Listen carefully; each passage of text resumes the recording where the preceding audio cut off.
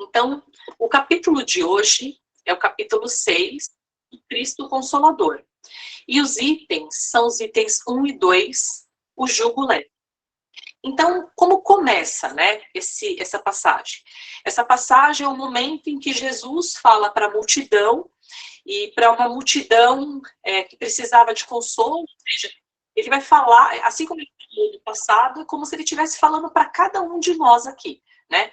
Não só quem está presente aqui neste momento, mas aqueles que estiverem assistindo ao vídeo no momento específico da sua vida. Então, é importante porque ele nos diz o seguinte, que todas as nossas dores seriam aliviadas se a gente aceitasse o convite de segui-lo. E aí, logo no comecinho, tem um trechinho que eu me permiti ler para todo mundo aqui hoje, né? Vinde a mim, todos vós que estáis aflitos e sobrecarregados, que eu vos aliviarei. Tomai sobre vós o meu jugo, e aprendei comigo, que sou brando e humilde de coração, e achareis repouso para as vossas almas, pois é suave o meu jugo e leve o meu fardo. Essa passagem é de Mateus, do capítulo 11, versículos de 28 a 30. Muito bem, então se a gente começar essa passagem traduzindo pelo menos duas palavras, né, buscando o significado de pelo menos duas palavras, talvez vai ficar um pouco mais simples entender o que Jesus tentou contar para as pessoas naquele momento, né? E eu sempre me pergunto, quando eu vou buscar significado de palavras, se para a gente hoje, às vezes, é difícil entender o significado, imagina para as pessoas naquela época, né? De como muitas vezes Jesus falava com eles e eles não entendiam, e aí a gente lembra, né, de Jesus falando raça incrédula, não sei o quê, nananana, um monte de coisa, exatamente porque tem coisa que passa despercebido, né? Então eu peguei duas palavras para buscar o significado dentro dessa passagem. A primeira palavra que eu peguei é jugo. Então, o que é o jugo? O jugo é uma peça de madeira que serve para atrelar o boi, a carroça ou ao arado, né?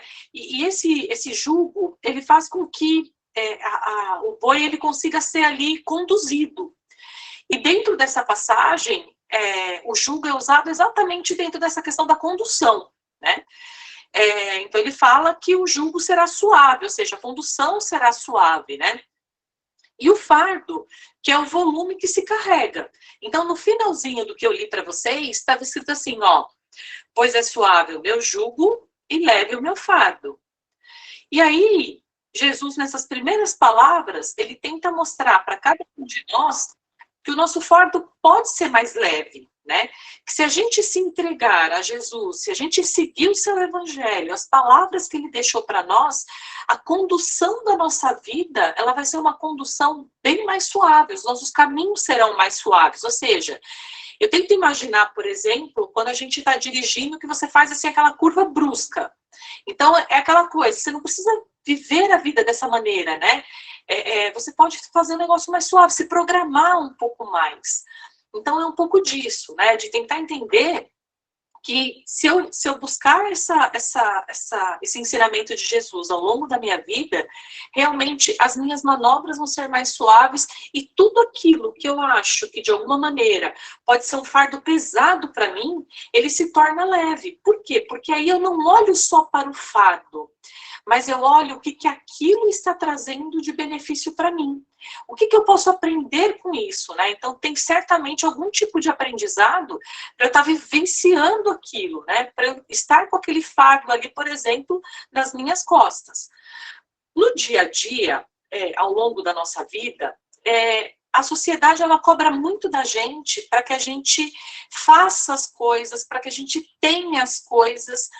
E a gente vai trabalhando e a gente vai vivendo um dia de cada vez, mas às vezes a gente se antecipa muito, né? E se consome muito, gasta muita energia ficando preocupado com uma coisa, com outra, que às vezes a gente gastou energia à toa, porque as coisas às vezes fluem e a gente só perdeu tempo, né, desnecessariamente.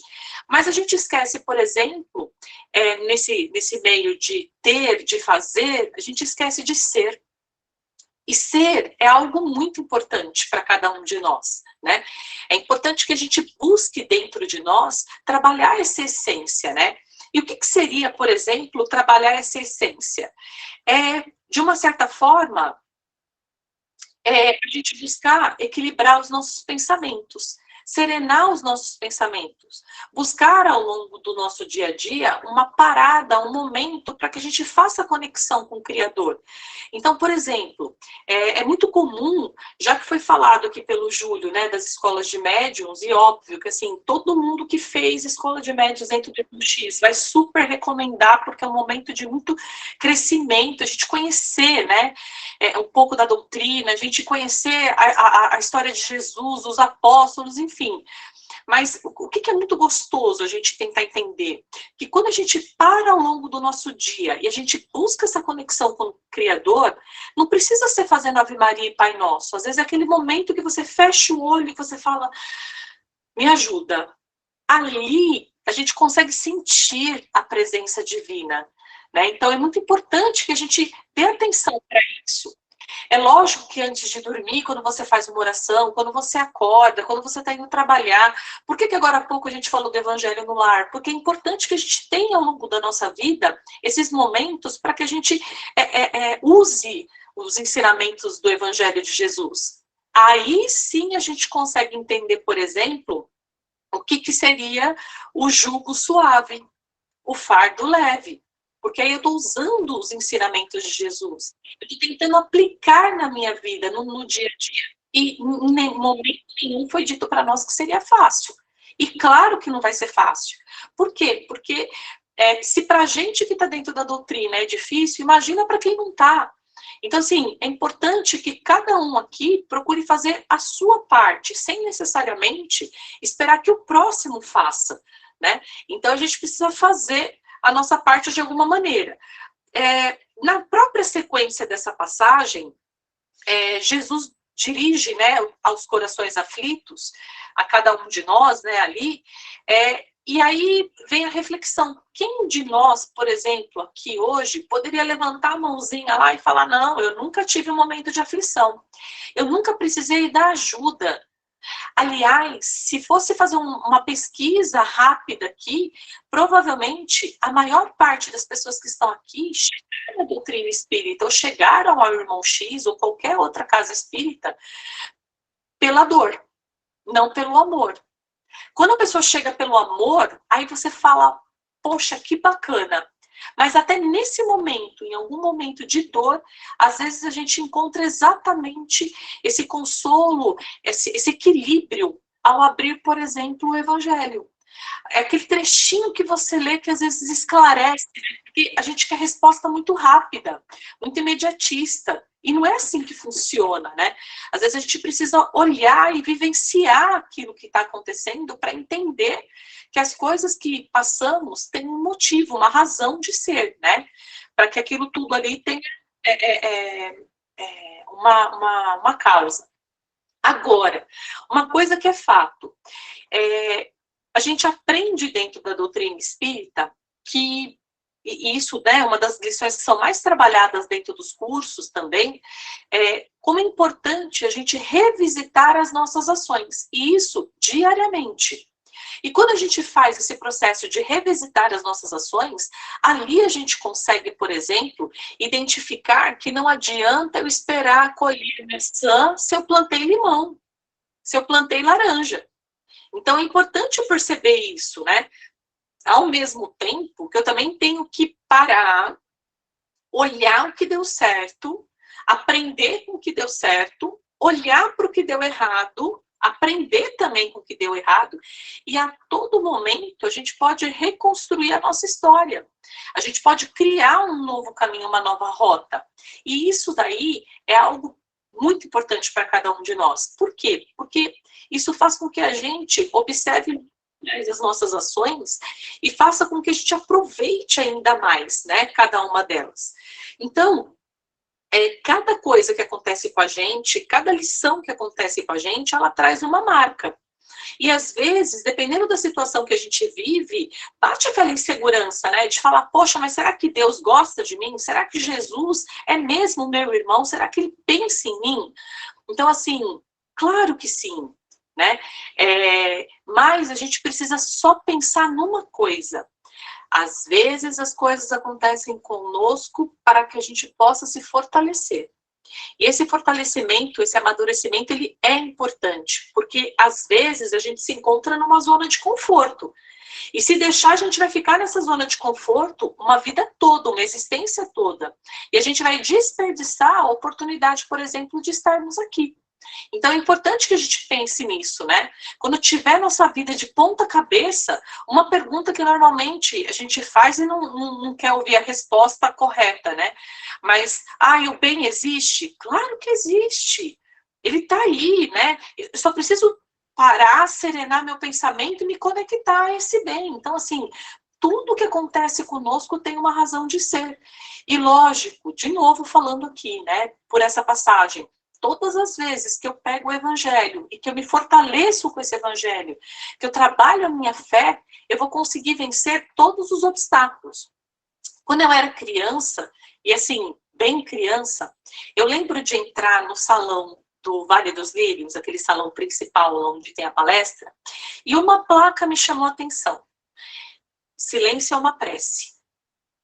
E aí, lógico, pela minha pouca idade, porque eu sou uma pessoa hiperativa, né, agitada, ansiosa, aquele negócio fez sentido? Claro que não, tá? Muito bem. Os anos passaram, eu fui fazer escola de médiuns e adivinha? Aquela placa sempre olhava para ela e ela me chamava a atenção. Silêncio é uma prece.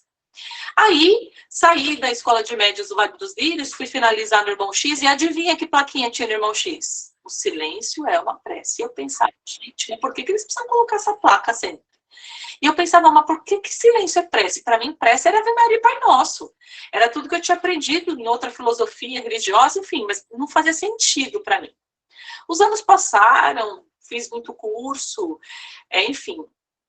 E hoje, perto aí, né, ao longo dos meus 45 anos, eu consigo entender melhor isso, né? E lógico que o sentido da silêncio é uma prece, ele já, né, se fortaleceu dentro do meu eu, mas hoje faz muito mais sentido.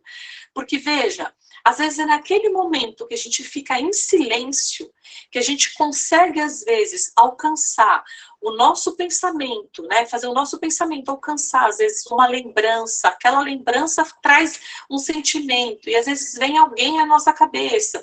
E a gente direciona a partir disso. A gente está sendo um instrumento do bem nas mãos da espiritualidade. E, ao mesmo tempo, a gente está conseguindo fazer essa conexão que tanto é falado para a gente, por exemplo, dentro da doutrina. Eu não preciso ficar falando o tempo todo, Ave Maria cheia de graça, Pai Nosso, não preciso só ficar falando. Mas esse momento do silêncio, ele é muito importante.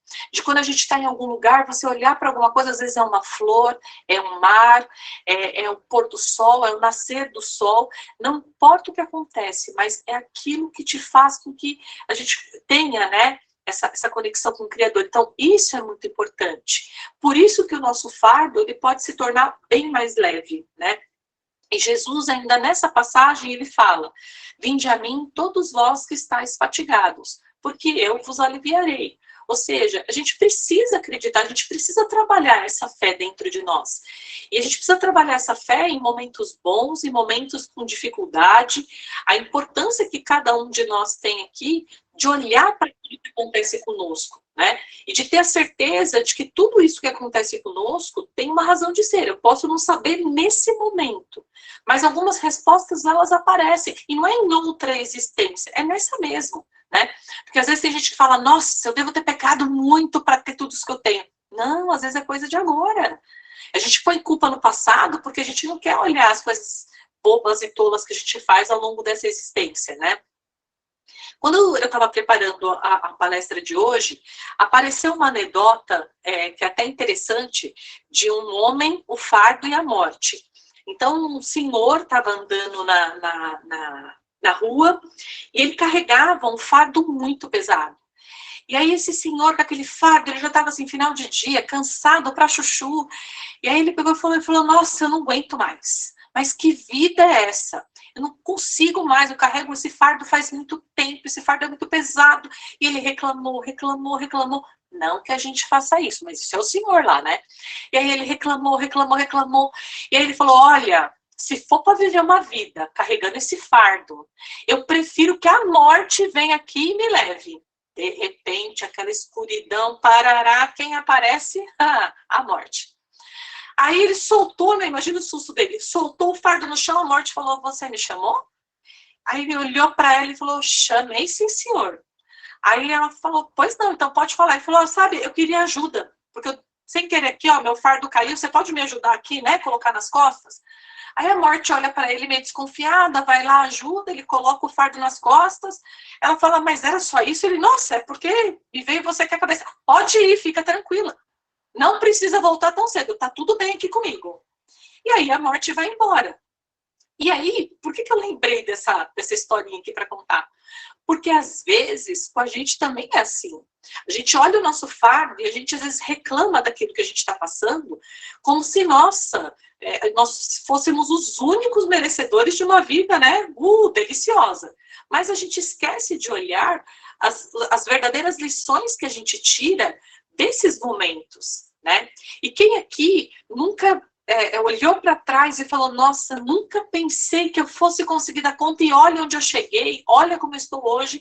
E é importante que a gente entenda que, às vezes, aquele momento que a gente está vivendo da vida, né? Aquele exato momento, ele precisa, sim, ser um momento de melhor aprendizado. Então, quando eu olhar para trás, a Bia lá de trás, ela me fez, por exemplo, a Bia que eu sou hoje. E assim acontece com todos nós. Aquele fardo que parecia ser muito pesado, ele me deu provavelmente força e ele me deu provavelmente a segurança que eu tenho hoje para passar por outras tantas situações. Então, o que é importante a gente pensar, né? Que não importa o momento da vida que a gente está vivendo, sempre é possível a gente recomeçar. Nós estamos no começo de um ano, né? 2023, olha que coisa bacana. Mas veja, não adianta eu achar que o ano vai ser diferente se eu não fizer as coisas diferentes. Então, eu preciso ter essa consciência de que eu, Bia, preciso me policiar todos os dias, olhar para a minha vida e ver o que eu já aprendi, o que eu posso aprender, né? Tendo a certeza de que cada um de nós aqui presentes realmente pode fazer a diferença. Que eu não preciso esperar o próximo fazer a diferença, mas que eu posso começar comigo. Se eu conseguir ajudar alguém, legal. Mas se eu não conseguir, eu preciso pensar que eu tenho responsabilidade e fazer a minha parte. Não deixar para depois. Por quê? Porque a gente nunca sabe quando vai chegar esse depois. A verdade é que o que a gente tem é o presente, porque o passado passou e o futuro ele não existe. Então a gente tem o presente. O que eu posso fazer hoje? E sempre pensar e aproveitar um pouco mais as oportunidades que a gente tem ao longo da nossa vida.